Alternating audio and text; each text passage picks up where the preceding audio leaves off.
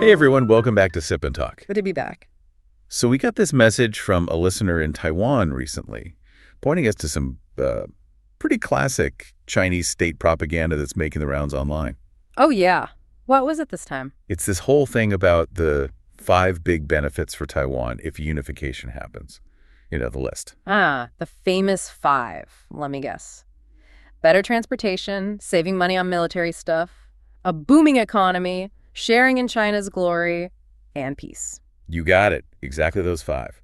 Sounds like a fantastic love upgrade package, doesn't it? Right. Join us, enjoy cheaper freedom. Yeah, pretty much. But, you know, today we're not just here to make fun of it, though it's tempting. We really want to dig into the logic, or maybe the lack of logic, behind this whole unification benefits idea. Because if you actually, look at the data, compare the history, these so-called benefits start to look a bit shaky. Well, more than a bit shaky, I'd say. They kind of crumble under scrutiny. Yeah, and we're also going to talk about why so much of the online discussion, especially those short videos from China, feels so emotional, so charged, instead of like a rational debate. Definitely. And we've actually structured this whole Sip and Talk around 4 main themes to really get under the hood of this. Okay, lay them out for us. First up, we're going to compare how South Korea and Taiwan got to democracy. 2 very different paths. Super different. One was explosive, the other much quieter. That's key context. Second, we'll look at the Korean War versus the Chinese Civil War. Similar timing, totally different beasts in terms of what they were and how they ended. Or didn't end, in one case. Right. One was internal, one was a global proxy fight. Big difference for today's politics. Third, we need to talk about China's system itself. The shift from, let's say, collective authoritarianism more towards, well, totalitarian tendencies under Xi Jinping. What do those terms even mean? Yeah, defining authoritarianism versus totalitarianism is crucial. And why does Xi seem to fit more into that more extreme category? Exactly. And then finally, the main event. Debunking those 5 big benefits. We'll hit each one. Plus, we'll touch on how China's short video scene criticizes, well, everyone, the West, Japan, South Korea, and especially Taiwan's ruling party. That whole fuss over the cash handout. The 10,000 TWD payout. Yeah, that was spun in some wild ways. Totally. So we've done our homework here. We've checked sources like the World Bank, the IMF, Freedom House, the big international players. Standard practice for us. But hey, we always say this, don't just take our word for it. We really encourage you, the listener, to look this stuff up yourself.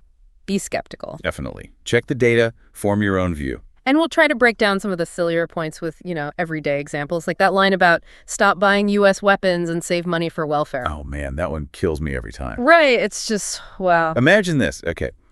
Your neighbor stands outside your house every single day, just waving a huge axe, menacingly. Okay, got the picture. Not friendly. Then he leans over and says, hey, just open your door. Get rid of your locks and security system. Let me come in, and then you'll have peace. Plus, think of all the money you'll save. Yeah, that's not peace. That's a threat. That's let me in, or else. Precisely. It's coercion dressed up as a benefit. So today, that's the mission. We're going to analyze rationally, stay critical, and keep asking that key question. When someone tells you unification has benefits, you got to ask. Benefits for whom? All right, let's jump into our first theme then. Okay, so let's rewind a bit. Think about East Asia back in the, say, 70s and 80s. You've got Taiwan and South Korea, both islands or island adjacent, both front lines in the Cold War. Both key U.S. allies. And both ruled by pretty hardcore authoritarian regimes for a long, long time. Exactly. But how they got out of that, how they transitioned to democracy was just fundamentally different. The style, the process, and really the human cost. Yeah, South Korea's transition, people often call it explosive. It was really driven by people power, from the streets up. Yeah. Massive protests. Yeah. Right? Often really confrontational, sometimes violent. This wasn't the guys in charge deciding, okay, time for democracy. It was them being forced. Absolutely forced. And the cost was high. You have these incredibly traumatic events like the Gwangju uprising in 1980. The military regime just brutally crushed pro-democracy protests, mainly students. That kind of state violence leaves scars, doesn't it? Deep ones. For sure. And those scars arguably fueled the later movements that did succeed. The big one was in 1987, the June Democratic Uprising. Millions of people, right, all across the country. Millions, just out in the streets, demanding change, pushing back against the military government, which was led by Chen Duan at the time. And the regime basically blinked. They looked at the sheer scale of it, the national paralysis, the international pressure, and they must have realized, okay, holding on to power like this is going to cost way too much. So they yielded. They agreed to direct presidential elections. Yielded. That's the key word. Because the regime in South Korea was domestic, right? Yeah. It came from within their own military, their own elite structures. Exactly. It was Koreans versus Koreans, essentially. So the only way democracy could win was through this massive, raw, popular pressure. And sadly, yeah, often bloodshed. Now flip that coin. Look at Taiwan. Scholars call its transition an elite-led process, or sometimes the quiet revolution. Much more gradual, lots of negotiation behind the scenes, policy changes, less about massive street battles. But wait, why? The KMT, the ruling party in Taiwan, they were authoritarian too. Why didn't they just dig in their heels like the Korean generals tried to? That's the million-dollar question, and the answer is crucial. The KMT was fundamentally different. They were, in political science terms, an external regime. Meaning they came from outside. Exactly. Yeah. They lost the Chinese Civil War on the mainland and retreated to Taiwan in 1949. They were mainlanders ruling an island mostly populated by native Taiwanese. They were outsiders. So staying in power meant they had to adapt. They couldn't just rely on furs forever. Precisely. For long-term survival, for legitimacy, they figured out pretty early on they had to bring local Taiwanese elites into the system.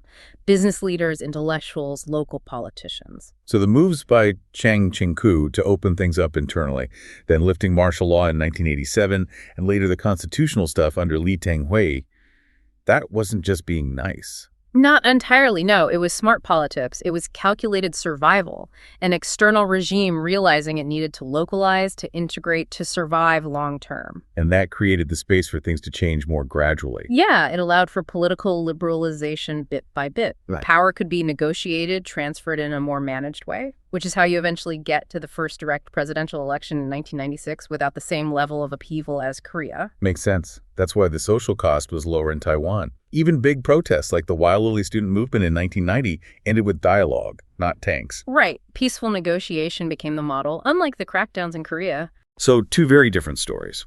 South Korea. Democracy won through sheer force of will from the people, overcoming a dug-in domestic regime at great cost. Right. Taiwan. Democracy emerges more through elite negotiation, driven by this unique historical situation of an external regime needing to adapt. And the takeaway for our discussion today is that Taiwan built its democracy internally, strategically, avoiding that mass trauma. It wasn't something granted or easily surrendered. Okay, moving on. Let's talk about the wars that really shaped this region. The Chinese Civil War, roughly 1945 to 49, and the Korean War, 50 to 53. Right, happening almost back to back, both involving communism versus anti-communism, but structurally fundamentally different conflicts. And understanding that difference is key to understanding Beijing's narrative today about Taiwan. Absolutely. The Chinese Civil War was pretty much an internal fight. It was the KMT versus the CCP, fighting for control of China. Were other countries involved? Well, yeah, the U.S. gave some aid to the KMT, the Soviets helped the CCP, but there wasn't massive direct foreign military intervention like you saw later in Korea. It was primarily Chinese factions fighting each other. And the outcome was? Decisive, a clear winner. The CCP won, established the People's Republic of China, and the KMT had to retreat to Taiwan. Game over on the mainland. A brutal conclusion. The estimated casualties are staggering. Yeah, tragically high. Estimates vary, but often cited figures are somewhere in the range of 6 to 8 million people, including many civilians. A massive internal tragedy. Okay, now pivot to Korea, just a year later. Totally different ballgame. The Korean War wasn't just an internal squabble. It was a full-blown, hot, Cold War proxy conflict from the get-go. Started by North Korea invading the South, but then the world jumps in. Immediately. You had the U.S. leading a United Nations coalition on one side, and then, crucially, China jumps in directly with its volunteer army fighting alongside North Korea. So massive international involvement. This wasn't just about Korea anymore. Not at all. It became this major East versus West showdown, dictated by global geopolitics way beyond the peninsula itself. And the outcome this time? Not a conclusion. Not a victory for either side. It was basically a stalemate, a suspension. It ended with an armistice in 1953, just a ceasefire, not a peace treaty. And that division at the 38th parallel is still there today, frozen. Frozen in time. A temporary line that became permanent, recognized internationally, even if it's still tense. Casualties were horrific too, maybe 3 to 4 million. But the key structural difference is It ended in suspension, not conclusion. Okay, so why does this distinction, conclusion versus suspension, matter so much now? Because of the narrative Beijing uses. Since the Chinese Civil War did have a conclusion, with the KMT retreating, Beijing frames the Taiwan issue as simply unfinished business from that internal conflict. So they argue it's purely an internal affair, nobody else's business. Exactly. It minimizes the right of the international community to get involved. Right. But they can't really use that same logic for Korea. Why not? Because the Korean War was international. It ended with an international agreement, the armistice. And the deep involvement of global powers creates a stronger, accepted basis for continued international interest and stability there. So Beijing can't just say butt out regarding Korea the way they try to with Taiwan. Right. The internal affairs argument doesn't hold the same water for Korea because of how that war started and ended. And this links back to unification. If Beijing were to take Taiwan, they'd frame it as just finishing that old civil war, making any outside help for Taiwan look like interference in China's internal matters. That's the diplomatic game. The historical narrative becomes a political weapon. Okay, before we tackle those 5 benefits head on, we really need to understand the nature of the government offering them. Just saying Beijing is authoritarian doesn't quite capture the picture anymore, does it? No, it's become more complex. We need to be clearer about the terms, specifically authoritarianism versus totalitarianism, and see where China sits on that spectrum, especially now. All right, break it down for us. Political Science 101, authoritarianism. Okay, think of authoritarianism, jiquanziyu, in Mandarin, as a system where power is concentrated, maybe in a party elite, a military junta, a single leader, but the main focus is controlling political power and maintaining stability. So they control the government, the elections, if any, the media, but maybe not every single aspect of your life. Generally, yeah.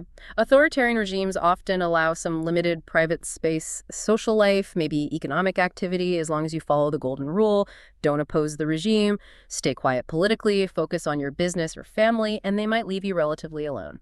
That sounds kind of like China in the, say, late 90s, early under Jiang Zemin or Hu Jintao. Exactly. That era is often seen as a period of institutionalized authoritarianism. Political control was tight, but there was space for economic liberalization and some personal freedom as long as you didn't cross the political lines. Okay, so what's totalitarianism then? Jiquanzi again. Wait, same term. Yeah, that's a tricky point in translation. Jiquanzi is often used for both, but context matters. Some scholars use Guanengzi for totalitarianism to be clearer, but concept-wise, totalitarianism is the extreme end. Power isn't just concentrated, it's absolute and seeks to control everything. Everything, like your thoughts, your culture, the economy, education, your family life, your history.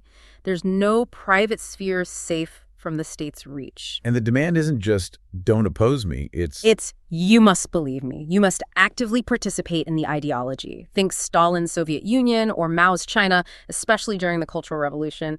Total control, total mobilization. Okay, got it. So where has China been on this spectrum? It's been a journey. The Mao era was definitely the peak of totalitarian control. Cult of personality, mass campaigns, purging enemies, just chaos. And then Deng Xiaoping came in after Mao died. Right. And Deng, having lived through that chaos, deliberately shifted the system away from that personalistic totalitarian model towards a more predictable, institutionalized authoritarianism. How? What were the mechanisms? Key things were establishing collective leadership rule by committee, essentially, and implementing strict term limits for top leaders.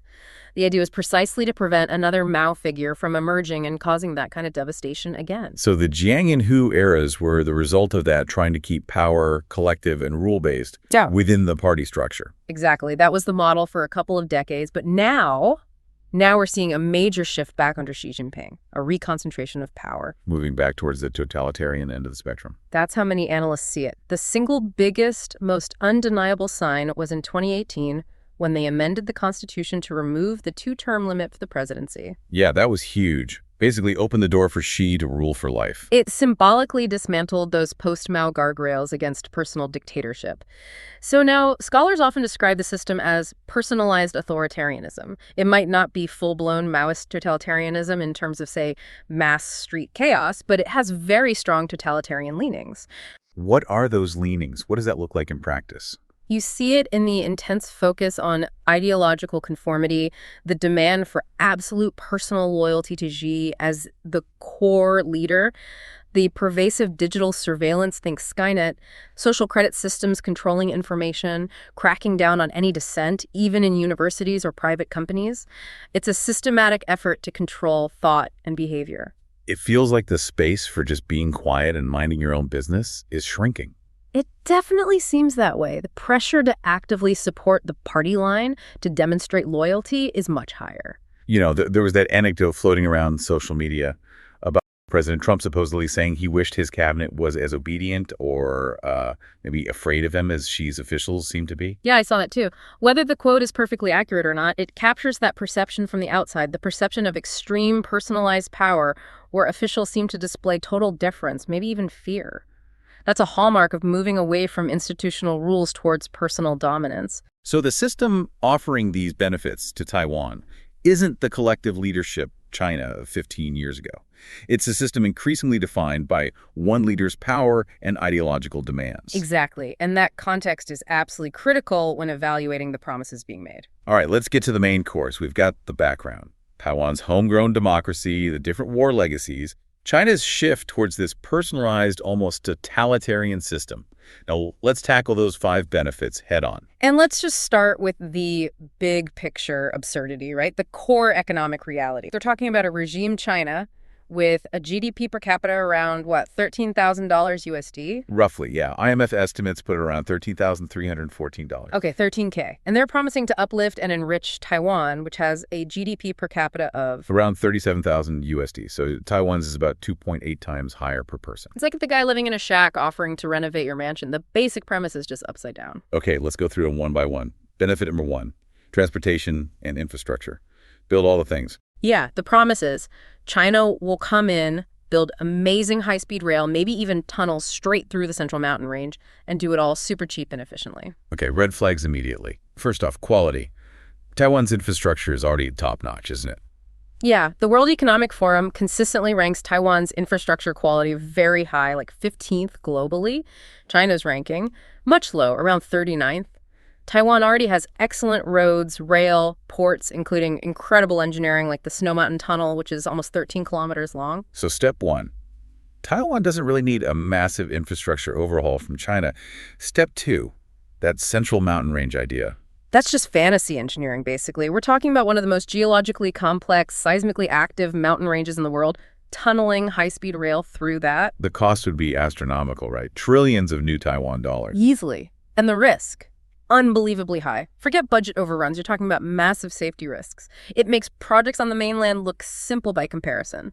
Okay, so quality isn't better, feasibility is questionable. Yeah. What about the money? China has lots of money for big projects, right? Well, yes and no. They spend a lot on infrastructure, but how sustainable is it? The IMF estimates China's hidden local government debt. The off-the-book stuff is something like 66% of their entire GDP. Whoa, 66%? That's massive. It's huge.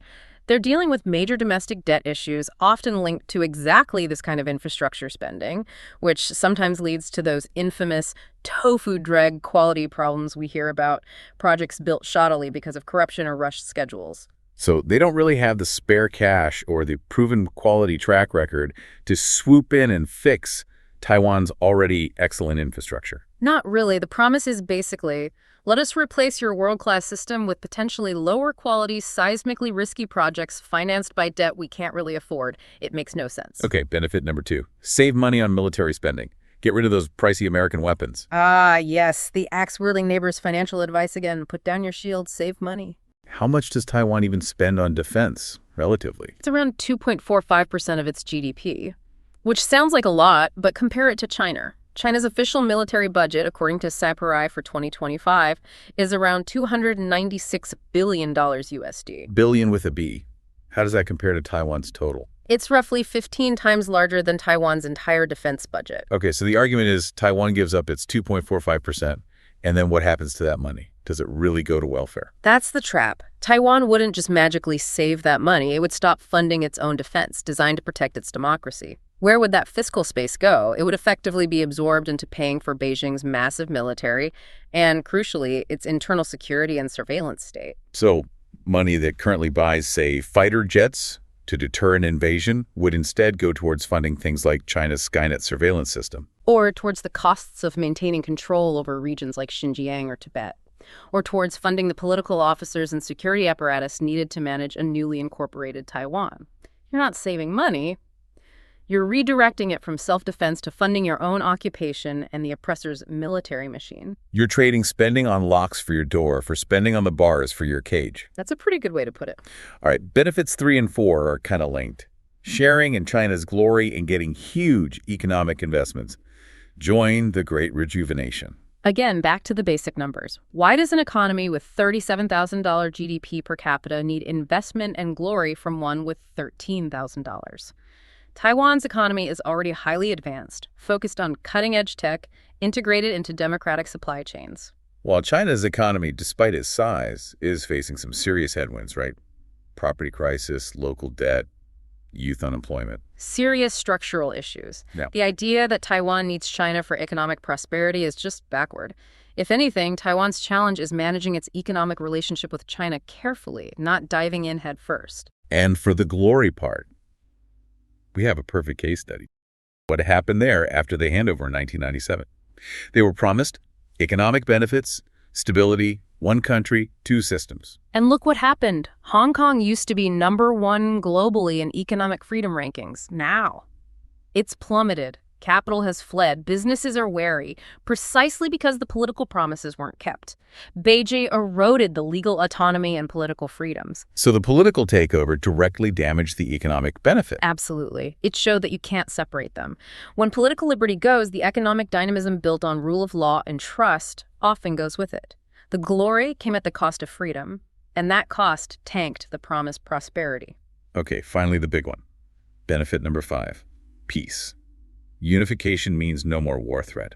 Permanent peace. This is the most emotionally powerful pitch, but it's also the most transparently coercive. The peace on offer is the peace of submission. The peace of the conquered. Exactly. The price for this peace is giving up your sovereignty, your democracy, your fundamental freedoms. Let's look at the Freedom House Democracy Index scores again. Taiwan scores. 94 out of 100.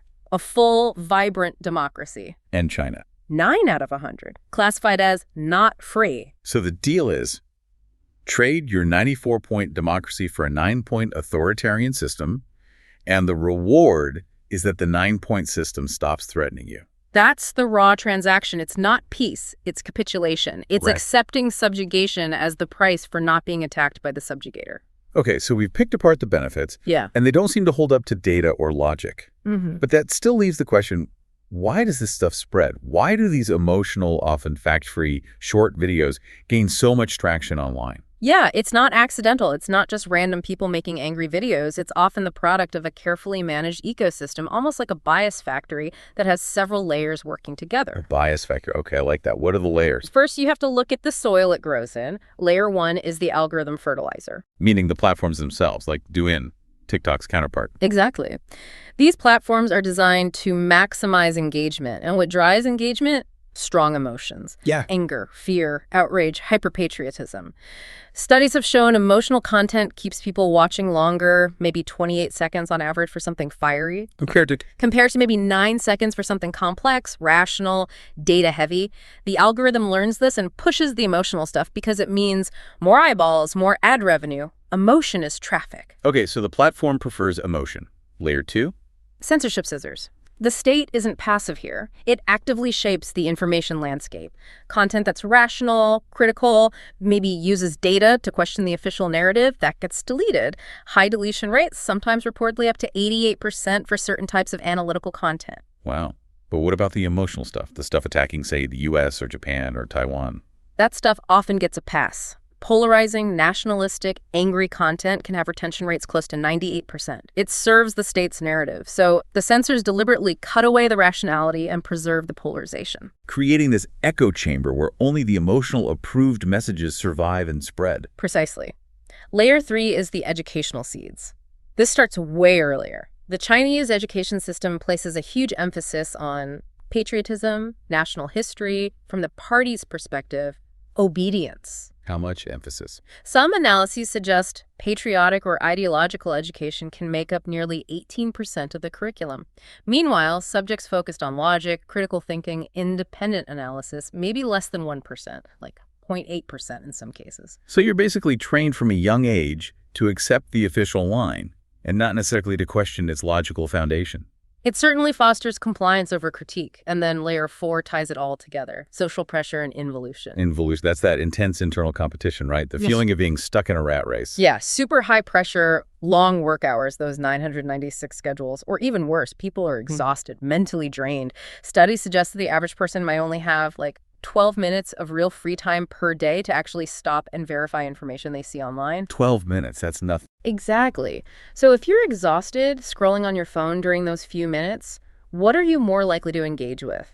A complex article requiring focus, or a 28-second video that gives you an instant emotional hit and confirms biases you already have? The emotional hit, probably. It's easier. It's effortless, and it makes people easy targets for this kind of content.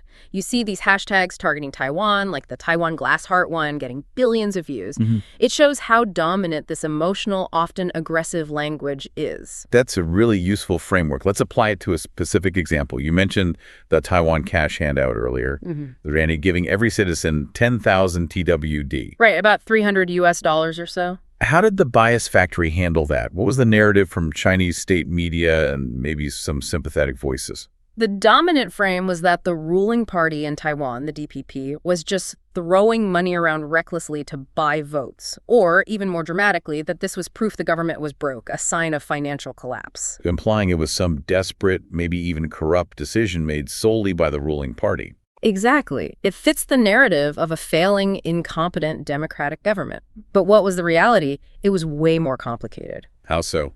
Well, first, the idea didn't even originate with the DPP. It was actually pushed hard by the opposition parties in Taiwan's legislature, the KMT and the TPT. They saw a budget surplus and demanded it be given back to the people. A budget surplus, so the government wasn't broke. Far from it. Taiwan had a massive tax surplus, over 528 billion TWD, which is like 17 billion US dollars, mainly because corporate profits and exports were unexpectedly high. So the money was there. It wasn't new debt. So the opposition proposed it, using a surplus. What did the ruling party, the DPP, do? Initially, the DPP administration actually resisted. They argued it might be better to use the surplus for other things, like paying down debt or funding infrastructure. But the public pressure, fueled by the opposition's demands, became overwhelming. So they eventually agreed. Yeah, they basically had to. It became a matter of democratic compromise. The legislature, reflecting popular demand, pushed the administration to act. It was a messy, noisy public debate, exactly how things often work in a democracy. So the reality was, opposition proposes, government resists, public demands, compromise reached, funded by a surplus. The propaganda version was, ruling party desperately throws money, it doesn't have to buy votes. Complete opposite. And the irony is just huge, isn't it? How so? You have this propaganda machine criticizing Taiwan for a transparent, democratically debated handout funded by a surplus, while completely ignoring their own government spending $296 billion on its military with zero public debate, zero transparency, zero democratic accountability. They're using standards to criticize Taiwan that they would never apply to themselves. Classic move. They criticize the process of democratic compromise using language that only really fits their own top-down, opaque system. Okay, one last piece before we wrap up. This is about language itself. The words used across the Taiwan Strait are often weapons, right? Like the term authorities. Oh yeah, language is a key battleground. How each side refers to the other is loaded with political meaning. So when Beijing media or officials talk about the government in Taiwan, they almost always say the Taiwan authorities or maybe the governing authorities on Taiwan. Why? What's the point? It's a deliberate political downgrade. It's designed to de-sovereignize Taiwan's government. Meaning? By calling them mere authorities, they avoid calling them a government or the state. It reduces Taiwan's status in the listener's mind from a legitimate, self-governing entity, the Republic of China, ROC, to something like a provincial or regional administrative body that lacks full sovereignty. It linguistically erases the ROC's claim to statehood? Exactly. It denies their legitimacy on the international stage, framing them as just a local power structure within one China. Interesting. Does Taiwan do something similar in reverse? Sometimes, yeah. You'll hear Taiwanese officials or media refer to the government in Beijing as the CCP authorities or the communist authorities. Yeah, okay, what's the goal there? It's also a form of delegitimization, but different. By emphasizing CCP, or communist, they highlight that the entity ruling mainland China is a political party, not necessarily a government that represents the free will of all Chinese people. It stresses the party-state nature of the regime. So it implies the CCP holds power, but maybe doesn't have the same kind of popular mandate or legitimacy as a democratically elected government? That's the implication. It challenges the PRC's claim to be the sole legitimate government of China by pointing out its single-party rule. So this word authorities is basically a verbal tool both sides use to try and knock the other side down a peg, politically speaking. Pretty much. It's a constant, subtle linguistic battle to define the other side in a way that diminishes their status and legitimacy. Words are definitely weapons in this conflict. Wow. Okay, we covered a lot today. Started with those different paths to democracy in Korea and Taiwan. Yeah, then the fundamental differences between the Korean War and the Chinese Civil War. The really important shift in China's own political system towards Xi's personalized power. And finally, taking apart those 5 so-called benefits using actual data and looking at the whole bias factory ecosystem that pumps out the propaganda. The conclusion feels pretty clear, doesn't it? Those 5 benefits aren't a serious offer for a better future. They're marketing slogans wrapped around a demand for surrender. Totally. The economics are backwards, the peace is conditional on giving up freedom, the infrastructure promises ignore reality. It just doesn't add up. And maybe the scariest part isn't even the specific lies themselves. You can debunk those pretty easily if you look at IMF data or Freedom House reports. Right. The bigger danger is that whole system we talked about, the bias factory, that's designed to bypass rational thought altogether. The algorithms, the censorship, the educational priming, the social pressure, it all works together to make emotional, fact-free narratives dominant. When the neighbor waving the axe tells you he's offering peace and savings, and the information environment actively discourages you from questioning it, that's a dangerous situation. Especially when the regime making the offer is struggling internally with debt, economic issues, and is consolidating power in a way that looks increasingly totalitarian. Their promise to fix a thriving democracy just rings hollow. So the final thought maybe is this. The real cost of buying into this propaganda isn't just about politics or economics. It's about letting the language of absurdity, this emotional, illogical rhetoric, replace the language of facts and reason. And that language of facts, that ability to critically analyze, is the bedrock of any democracy, isn't it? If you accept the premise that unification offered under these terms is peace, you've already lost the argument for self-determination. Well said. Now, as always here on Sip and Talk, we try to present the data, the history, the context as objectively as we can. We're not taking sides politically. We're laying out the information as reported by international bodies and scholarly consensus. And we absolutely encourage you, our listeners, to do your own digging. Check the sources we mentioned: World Bank, IMF, Freedom House, academic analyses. Think for yourself. That critical thinking is always the best defense. So thanks for tuning in to this Sip and Talk discussion. If you found it useful or interesting, definitely hit that subscribe button. Yeah, and hey, also check out our buddy Micky's YouTube channel, Micky to Life. He's got some really fun stuff, travel vlogs. Always a good time. For sure. Give Micky some love. All right, everyone. We'll catch you on the next one. See ya then.